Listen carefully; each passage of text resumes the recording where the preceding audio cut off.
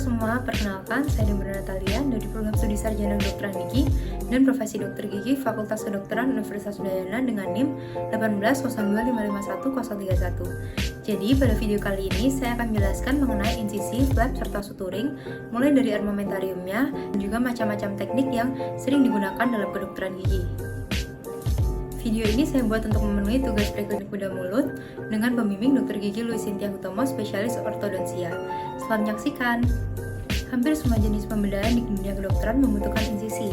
Sedangkan untuk flap sendiri dalam kedokteran gigi biasanya digunakan untuk pencabutan gigi yang sulit, odontektomi, serta tindakan bedah yang melibatkan jaringan keras atau tulang dan membutuhkan perluasan medan operasi.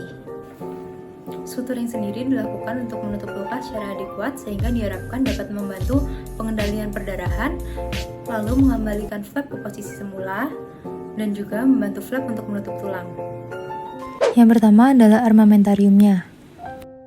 Yang pertama ada benang jahit, biasanya yang sering digunakan adalah non-absorbable, lalu jarum traumatik, lalu needle holder yang berfungsi untuk megang jarum jahit saat suturing, selanjutnya gunting benang medis, pinset kirurgis, scalpel yang berfungsi untuk memegang blade, dan juga blade nomor 15 yang berfungsi untuk memotong jaringan tika insisi. Selanjutnya adalah cara pemasangan blade ke handle scalpel. Jadi yang pertama, sesuaikan posisi dan masukkan dari lubang blade yang terbesar, lalu masukkan hingga berbunyi klik, dan pastikan blade sudah terpasang dengan kuat. Scalpel dipegang dengan menggunakan posisi pen grabs. Selanjutnya adalah macam-macam insisi dalam kedokteran gigi. Yang pertama, ada insisi linear. Insisi ini biasanya terdiri dari satu sayatan vertikal yang biasanya digunakan pada insisional biopsi, insisi pada ekstirpasi mukokel, insisi pada enukleasi kista, operasi sinus, dan sebagainya. Insisi dilakukan dengan sekali tarikan dan menggunakan blade yang tajam untuk meminimalkan distorsi sehingga dapat mengembalikan fungsi dan estetik jaringan dengan baik. Selanjutnya adalah insisi triangular. Yang pertama, buat insisi horizontal dan satu insisi miring di sisi mesial atau sisi distal sesuai dengan keperluan yang dimulai dari ujung insisi marginal menuju ke arah fornix serta membentuk sudut 120 derajat dengan sisi marginal. Selanjutnya, lakukan biseksi flap dengan rapi. Flap dibuat dengan cara memisahkan mucoperiosteum flap agar terlepas dari permukaan tulang. Selanjutnya adalah insisi trapezoid, di mana insisi ini merupakan insisi marginal yang dikombinasikan dengan dua insisi oblik pada kedua ujungnya. Insisi ini jarang digunakan dan biasanya hanya digunakan jika insisi triangular tidak memberikan akses yang cukup. Insisi ini biasanya digunakan pada bagian anterior maksila dan mandibula seperti pada ekstirpasi kista, apikoektomi, apex reseksi, odontektomi gigi premolar, caninus, serta gigi supernumerary.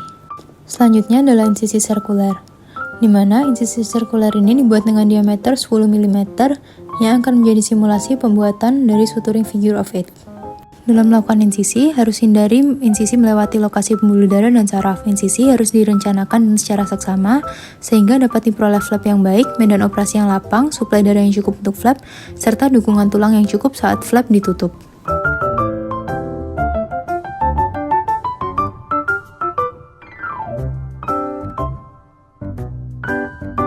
Selanjutnya adalah macam-macam sutur dalam kedokteran gigi. Yang pertama adalah simple interrupted, di mana simple interrupted merupakan jenis jahitan yang sering digunakan karena sederhana dan kuat, sehingga banyak digunakan untuk daerah yang mudah bergerak. Untuk tahapan pertama yang dilakukan adalah tangan kanan memegang jarum dengan needle holder, lalu tangan kiri memegang pinset kirurgis, lalu tarik benang dan tahan dengan jari di atas needle holder agar tidak mudah lepas ketika suturing. Lalu, masukkan ujung jarum dari atas tepi luka dengan jarak sekitar setengah sentimeter dari batas insisi dan keluarkan jarum pada garis insisi. Kemudian, masukkan lagi dari dalam menuju keluar dengan jarak setengah sentimeter. Lalu, tarik benang dengan tangan dan sisakan ujung benang untuk membuat simpul. Lalu buat simpul dengan memutar benang pada needle holder 2 kali searah jarum jam, kemudian ditarik, lalu 1 kali berlawanan arah jarum jam dan ditarik juga, dan terakhir 1 kali searah jarum jam lalu ditarik. Dan pastikan simpul berada di salah satu sisi bukan di atas luka karena akan menghambat penyembuhan luka. Pembuatan simpul ini juga akan digunakan untuk teknik-teknik selanjutnya. Lalu yang terakhir, pegang benang dengan needle holder dan gunting kelebihan benang dengan gunting benang. Dan selanjutnya lakukan hal yang sama hingga menutup seluruh luka dengan jarak kurang lebih setengah sentimeter. Dalam melakukan suturing juga harus diperhatikan agar tidak membuat suturing yang terlalu longgar karena dapat menyebabkan penyembuhan luka gagal, namun juga jangan terlalu rapat karena dapat menyebabkan iskemia dan jaringan menjadi nekrosis. Untuk kelebihan teknik ini yaitu jika salah satu jahitan rusak, tidak akan merusak jahitan lain karena memiliki simpul yang berbeda. Namun, teknik ini menghabiskan waktu lebih banyak dan menghabiskan lebih banyak benang.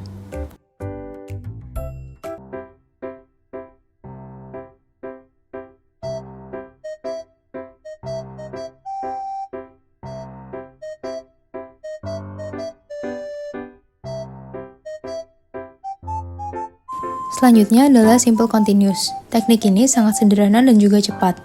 Biasanya dia menghasilkan estetik yang baik, namun tidak disarankan untuk jaringan ikat yang longgar dan disarankan untuk luka yang panjang. Yang pertama, masukkan benang dan buatlah simpul seperti cara yang sama seperti simple interrupted. Namun setelah membuat simpul, hanya satu benang yang digunting, kemudian dilanjutkan untuk suturing selanjutnya dengan cara masukkan jarum dari atas jaringan pada sisi yang berlawanan, lalu keluarkan jarum dan masukkan kembali dari dalam jaringan menuju keluar pada sisi luka yang berseberangan, lalu ulangi hingga mencapai panjang yang diinginkan. Selanjutnya, buat simpul dengan sisa benang dari jahitan sebelumnya. Simpul dibuat dengan cara yang sama seperti simple interrupted.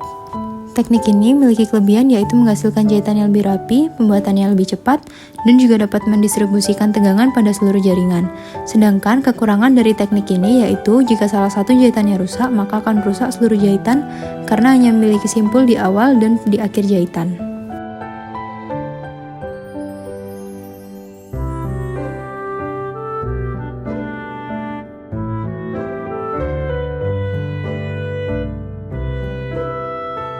Selanjutnya adalah interlocking sutur, di mana teknik ini merupakan teknik yang mirip dengan teknik sebelumnya, hanya saja benang dikaitkan pada jahitan sebelumnya.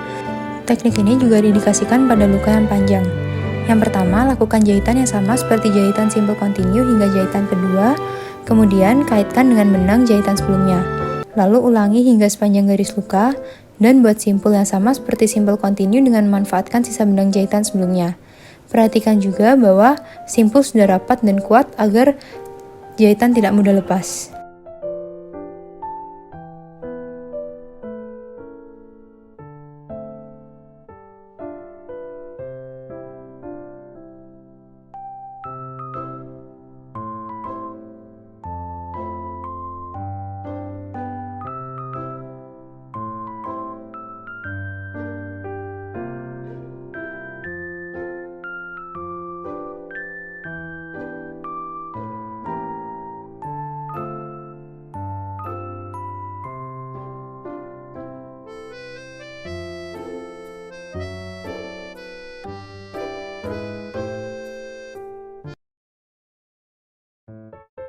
Yang selanjutnya adalah horizontal mattress sutur, di mana jahitan ini dilakukan dengan menggandeng dua tepi luka dan biasanya dilakukan untuk mendukung pemasangan implan. Yang pertama, masukkan jarum dari atas ke bawah dari salah satu sisi luka dengan jarak setengah sentimeter dari garis insisi, lalu dikeluarkan lagi di garis tengah insisi. Kemudian, masukkan kembali di sisi berlawanan dari dalam jaringan menuju keluar dan tarik benang dengan menggunakan jari. Lalu, masukkan jarum setengah sentimeter di bawah tempat jari terakhir keluar dan keluarkan di tengah garis luka. Lalu, masukkan kembali ke sisi berlawanan, kemudian keluarkan kembali, dan pastikan bahwa sudah berjarak setengah sentimeter dari tepi luka. Selanjutnya, buat simpul dengan sisa benang di sebelahnya. Selanjutnya, sisa benang dipotong dengan menggunakan gunting benang medis, dan ulangi hingga mencapai ujung luka dengan jarak 1 cm dari jahitan sebelumnya.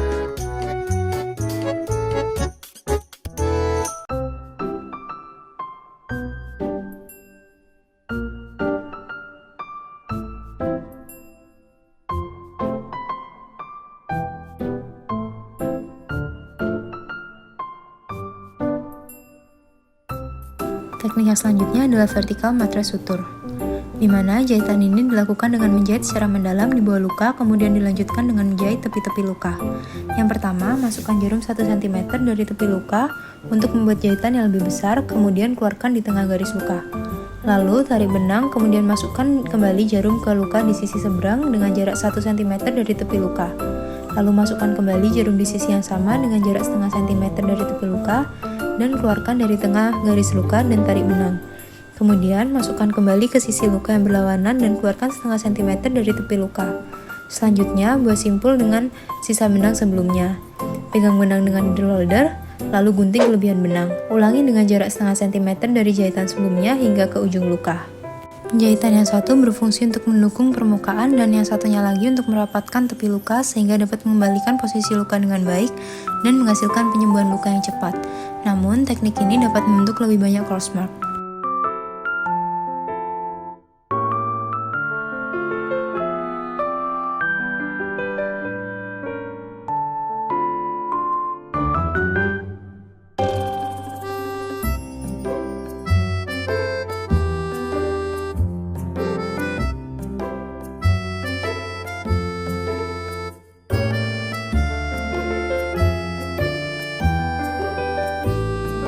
Selanjutnya adalah penjahitan flap dengan menggunakan teknik simple interrupted. Yang pertama, jahit flap dari bagian sudut dan masing-masing ujung flap dan terakhir di tengah. Lalu masukkan jarum dari mukosa bergerak, kemudian keluarkan ke tengah luka, lalu tarik benang. Selanjutnya, masukkan ke mukosa yang tidak bergerak dari dalam menuju keluar dan tarik benang. Lalu pastikan jarum sudah dimasukkan di tepi bawah flap untuk menghasilkan jahitan yang dikuat.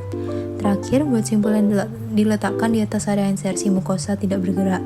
Lalu pegang benang dengan needle holder, lalu gunting kelebihan benang dengan menggunakan gunting benang medis. Lalu ulangi ke tepi flap dan terakhir di antara tepi dan sudut flap. Jangan membuat jahitan yang terlalu banyak karena semakin banyak jahitan maka semakin banyak pula trauma dan semakin banyak reaksi jaringan yang terlibat.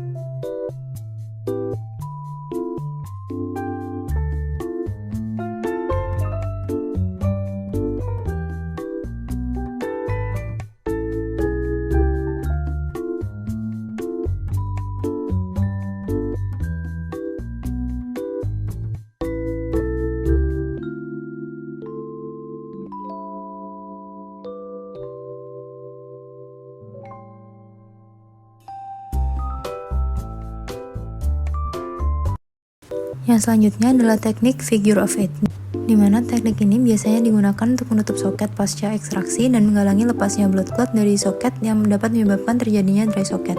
Yang pertama, masukkan benang dari sisi mesial soket melewati soket dan keluar di sisi berseberangan. Lalu tarik benang, kemudian masukkan kembali ke jarum bagian distal soket yang sejajar dengan titik insersi pertama melewati soket dan keluar di sisi berseberangan. Kemudian buat simpul dengan sisi benang di titik insersi pertama. Lalu pegang benang dengan needle holder dan gunting kelebihan benang dan simpul berada di titik insersi pertama. Teknik ini dapat menghasilkan penutupan luka yang lebih baik dibandingkan dengan teknik simple interrupted suture.